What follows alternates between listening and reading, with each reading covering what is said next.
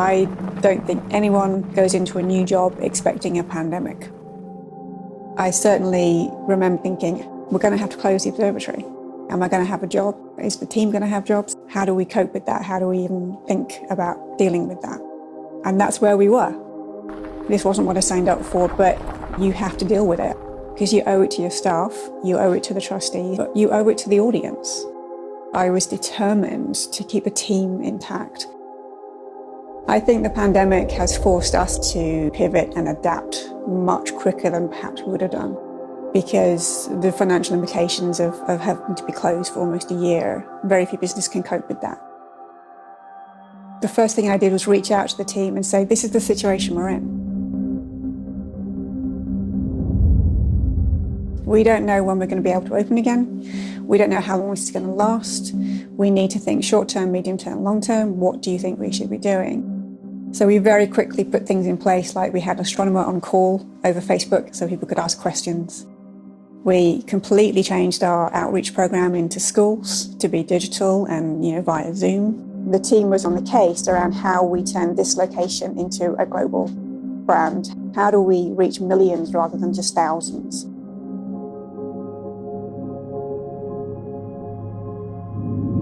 Kielder Observatory is the most extraordinary location. For most people, it's probably the first time they've ever seen the stars properly. And even getting here is something of an adventure. They get here, they switch off the headlights, and they look up and they realize that's what it's all about. And that's why this place is so special, and that's why it's an extraordinary experience. When we had to shut our doors, there was overwhelming support and loyalty, and people were on social media, they were championing what we were doing.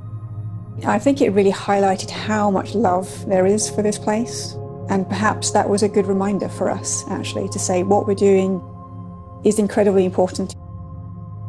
The only advice I can suggest is that you have to go back to what you're doing and why you're doing it. Every business should have faith in its future, and maintaining a high level of communication with stakeholders and customers actually conveys that you have faith in your future, and therefore they can have faith in your future too.